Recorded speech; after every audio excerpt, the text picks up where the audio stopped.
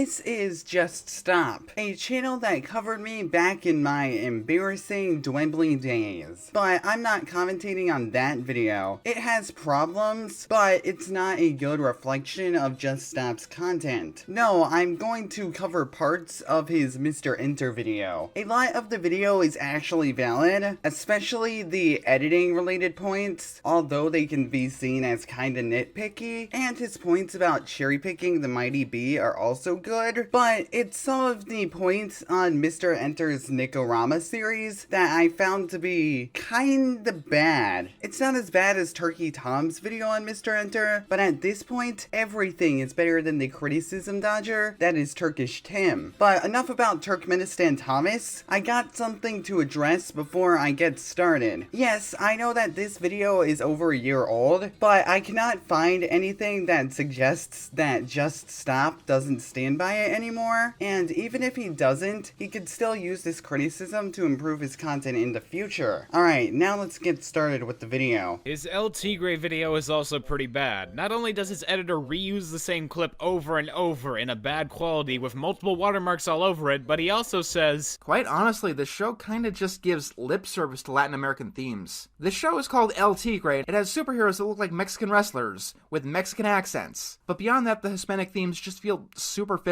and I don't know if you know this, my dog, but El Tigre was huge in Latin American countries. People loved it. Again, something you would have noticed if you did a little research. Alright, first of all, El Tigre was huge in Latin America. Okay. And, like, just because a show was big in Latin America, which is something that you don't even prove, despite the fact that you implied that you did research, that doesn't necessarily defeat Enter's argument though. For Enter is looking at the show as a show. I doubt he cares about the statistics of the show. And yeah, saying he doesn't care isn't a valid argument. After all, I'm not CarmenRider, or at least I don't think I am. Like I care. But the fact that El Tigre was big in Latin America, which you show no evidence for, doesn't do anything to Enter's point. Now, let's watch Enter's video for the sake of an argument. Quite honestly, the show kinda just gives lip service to Latin American themes. The show is called El Tigre. It has superheroes that look like Mexican wrestlers, with Mexican accents. But beyond that, the Hispanic themes just feel superficial. For instance, the police wear sombreros that have the word police on them. The Spanish word for police is policia, which I think their target audience would probably be able to understand. Look, I'm sorry, but when Dora the Explorer is willing to get more cultural than you, I'm gonna have a bit of an issue with your show. Quite honestly, El Tigre can feel very stereotypical. And I'm not talking like to an offensive degree or anything. It just feels like an outsider looking into Mexican culture and doing the bare minimum to make a show with Mexican themes. Having everyone in a position of power wearing a sombrero, for instance, feels very off. Like just a random white guy saying, "It's a Mexican thing. I know it's a Mexican thing, so let's just put it everywhere." Like,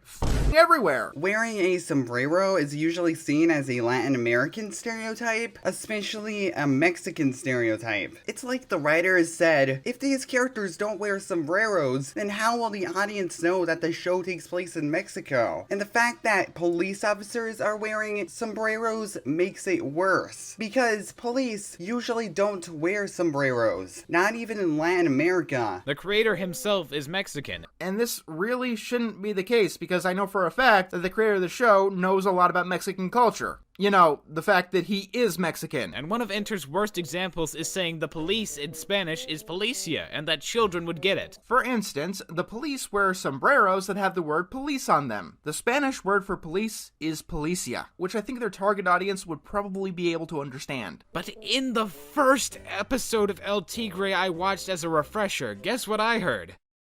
Wow, it's almost like Enter didn't watch most of the show. Mr. Enter's point was that the police wear hats with the word police on them. The fact that the cars have policia written on them does nothing to Enter's argument. If anything, it just avoids the argument. In fact, I'd argue that this fact makes things worse, because the police cars have a Spanish word written on them, but their hats have an English word written on them. Anyway, the points pick up from here, so I'm going to skip to the Monsters vs. Aliens segment. And yes, there is a Nickelodeon show based on the DreamWorks film, Monsters vs. Aliens. Another thing he brings up in this and a few other of his videos is that the people who make multiple shows for Nickelodeon always make worse stuff, and therefore shouldn't be allowed to make multiple shows for their network because it's gonna blow up in their face. This has been kind of a pattern that I've noticed on Nickelodeon. What's the best DreamWorks show on Nickelodeon? The first one. What's the best Dan Snyder show? Oh, his first ones. Best Butch Hartman shows. The first ones. Why is it, whenever Nickelodeon has a property or an artist